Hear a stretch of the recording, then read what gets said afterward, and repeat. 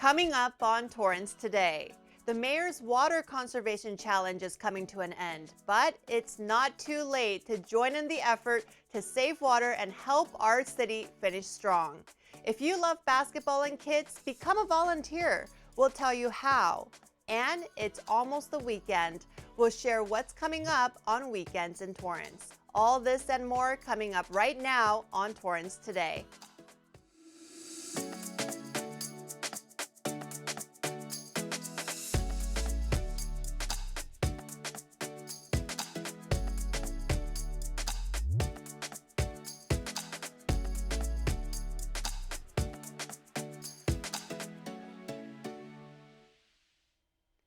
Welcome to Torrance Today. I'm Christine Lee. It's 4 p.m. on Thursday, April 28th. We're almost through another week. Thank you so much for joining us. Here is our first story. We are in the home stretch for the 2022 Wyland National Mayor's Challenge for Water Conservation. Mayor Patrick Fury invited community members to take part in the challenge in an effort to save water and make eco-friendly decisions.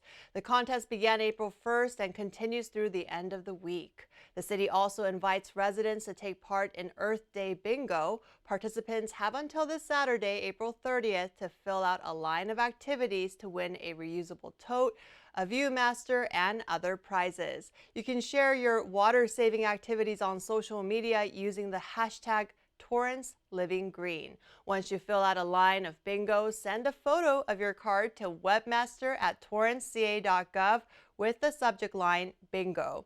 For more information, you can visit torranceca.gov/Earth Day. After a 2-year break due to the pandemic, the Kiwanis Club of Torrance held its long-anticipated scholarship luncheon to celebrate some of its brightest students in the South Bay. The nonprofit's mission is to serve the children of the world, and obviously, the Torrance chapter focuses on supporting the youth right here in our community. The Torrance Group has been around for nearly a century now, and Mayor Patrick Fury and other city leaders came out to cheer on the students who were making a mark in their neighborhoods. This year's award recipients came from all over Torrance, representing North, South, West, Torrance, and Sherry high schools. President Doug Cotto says it was great to gather like this again in person and support our youth. The organization has awarded scholarships to Torrance students annually for more than 30 years. Over the past 3 years, they've given out a total of $45,000. Congratulations to the 2022 scholarship recipients. Well, tomorrow is Friday Fun at Madrona Marsh. Friends of Madrona Marsh, a nonprofit dedicated to the preservation, education, and aesthetics of the marsh, invites preschoolers and parents to enjoy a hands-on experience incorporating story time, science, and art with their little ones. This week, they'll be learning about wiggly worms, better known as earthworms. Many of them can be seen out in the marsh, especially along the pathways where there are tiny piles of worm castings at the top of each worm's tunnel. Earthworms are a good indicator of healthy soil. They make tiny burrows that aerate the soil and improve drainage. They also play a major role in converting dead leaves into rich fertilizer, and they also help keep the surface tidy by pulling the dead leaves down into their burrows. And this part is kind of sad, but the earthworms are also a good food source for many birds and small animals. They will start Friday's program with a worm model that emphasizes how they are segmented. The children can actually take them apart and put them together again. The craft activity will include creating a segmented worm out of Cheerios. Sounds like a lot of fun. Registration is required, so call 310-782-3989 if you are interested. And if you're a fan of kids and basketball, this next opportunity might be for you. The City of Torrance is looking for volunteers to help coach youth basketball. All games will take place indoors at the D. Hardison Sports Center at Wilson Park. The volunteers will coach kids in grades K through 8. The schedule is tentative and subject to change. The league is scheduled to begin on June 25th. Many games will be played on Saturdays and weeknights. Interested applicants can go to ca.gov, then click on Services, Youth, and then on Youth, Sports, and Basketball. Qualified applicants can receive free online training if they are new to coaching. Well, it's National Prescription Drug Take Back Day this weekend, and the Torrance Police Department invites community members to drop off unwanted drugs from their medicine cabinets. The Torrance Police will host their Drug Take Back event on Saturday, April 30th, outside of its main station at 3300 Civic Center Drive. People can turn in unused or expired medication for safe disposal from 10 a.m. to 2 p.m. The Department of Justice says U.S. drug overdose deaths went up 16% over the past year, claiming more than 290 lives every day. The U.S. Centers for Disease Control and Prevention believes more than 106,000 people died as the result of a drug overdose in the 12-month period ending on November 2021. That is the most drug-related deaths ever recorded, and officials say opioid-related deaths accounted for 75% of all those overdose deaths. The Drug Enforcement Administration says more people started down the path of addiction through the misuse of opioid prescription drugs, and each year higher amounts of opioids are being turned in at the National Prescription Drug Take Back Day events. Torrance Police urge those who have expired drugs or medications they no longer need to bring them on Saturday. Healthy Kids Day is now just a couple of days away, and the Torrance South Bay YMCA invites families to join the national celebration. April 30th is the 30th anniversary of Healthy Kids Day, a time to celebrate kids' mental and physical health. It's also an opportunity to teach healthy habits for kids and families, encourage active play, and inspire a lifetime love for physical activity. More than 1,400 YMCA locations across 50 states plus Washington, D.C. and Puerto Rico will be hosting events this Saturday featuring fun games and activities to keep kids moving and learning. Here in LA, a free family event will take place on Saturday from 10 a.m. to 1 p.m. at the LA Memorial Coliseum. It will include a teen zone, a rock climbing wall, sports challenges, and food trucks. And if you want to get warmed up for this annual gathering, the Torrance South Bay YMCA is now open all day, Mondays through Fridays from 6 a.m. to 8 p.m. And it's also open on Saturdays from 8 a.m. to 2 p.m. Hard to believe, but Mother's Day is coming up, and the North Torrance Library welcomes residents to make handcrafted Mother's Day cards this Saturday. The address is 3604 Artesia Boulevard. 2 sessions will be offered, one at 12 noon and another at 3 p.m. Registration is required and limited to 10 participants per session. You can call 310-323-7200 to register.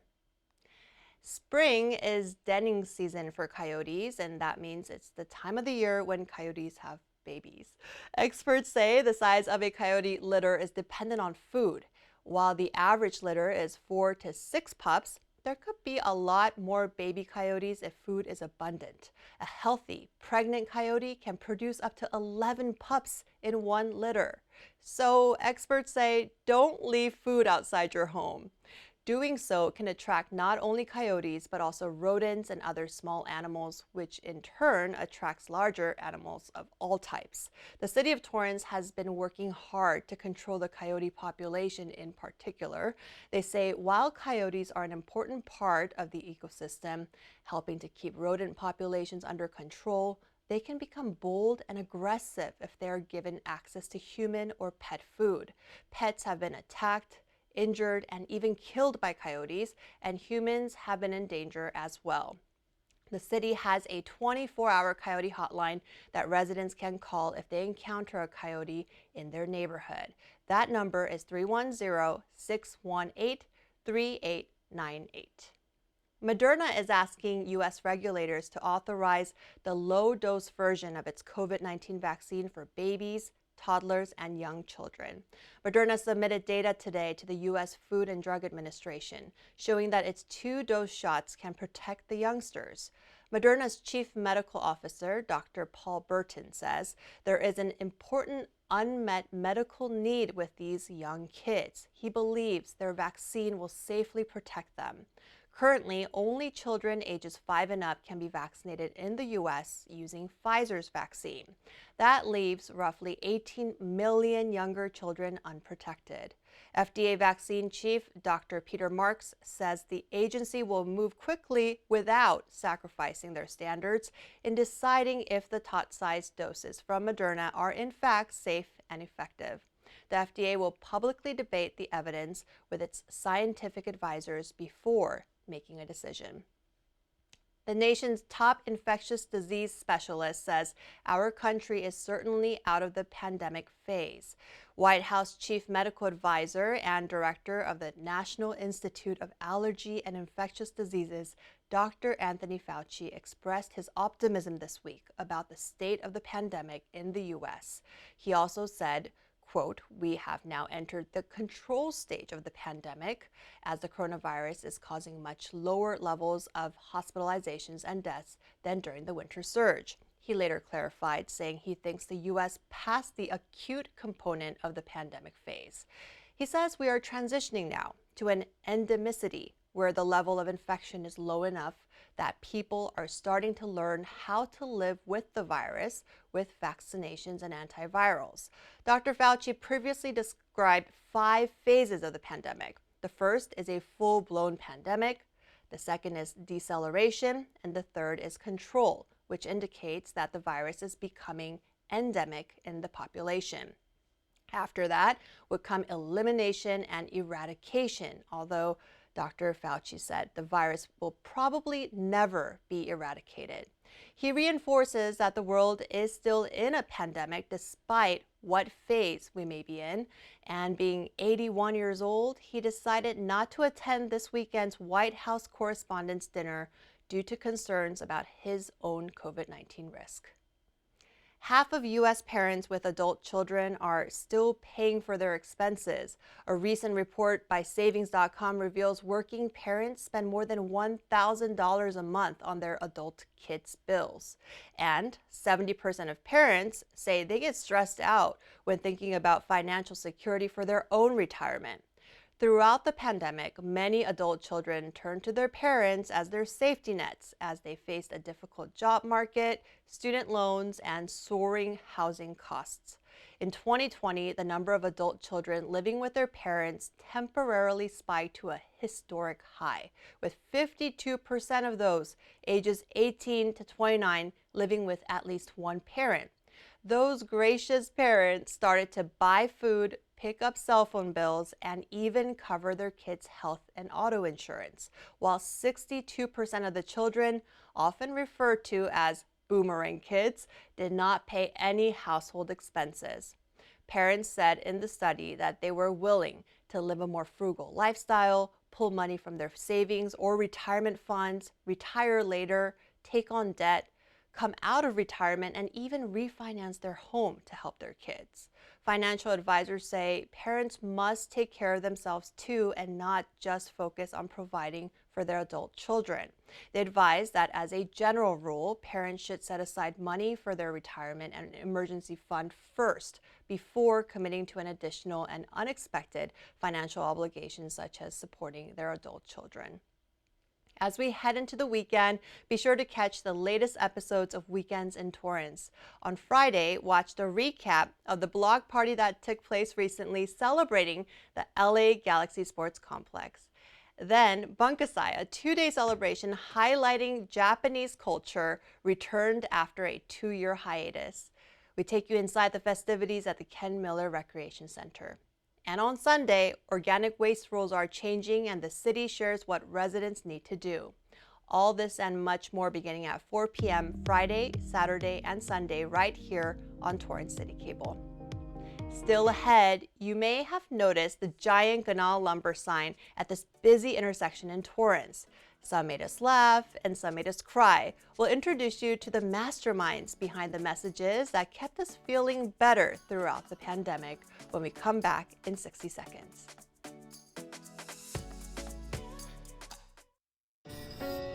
I'm a first-generation Filipino American.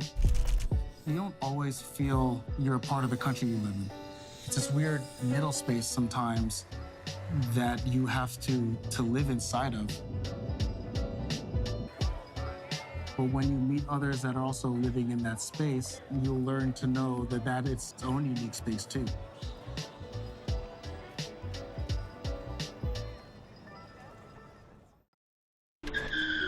If I could go back and change it all, I would. I think I'm gonna miss you the most.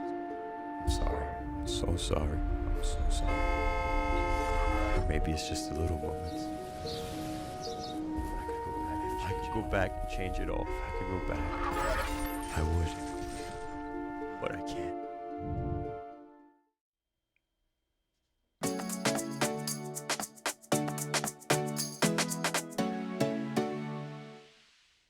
At the end of every episode of Torrance Today, we want to leave you with a positive story from our community that fits the theme for the day. On this Thoughtful Thursday, I want to introduce you to the team behind the thoughtful messages that you may have driven past at the intersection of Crenshaw and Del Amo Boulevards. It's something that kept me chuckling through the pandemic, and I'm grateful to be able to share the story behind the words. A sign is meant to be read, and maybe our sign wasn't getting read as much, so let's try this. Linda Bateman is the mastermind behind some of the signs you may have read while passing through Crenshaw and Del Amo Boulevards. While she's been making these signs for GANAHL Lumber for much of the pandemic, she says it's actually her boss who first thought of the idea during the 1990s to use their company sign as something more than just free advertisement. This is Peter GANAHL's genius, because he thought, here's our opportunity to just talk to people, talk to our customers, and just say something about our character and who we are, who are the people that work there. I found myself randomly chuckling after reading a sign from GANAHL Lumber on my way to work.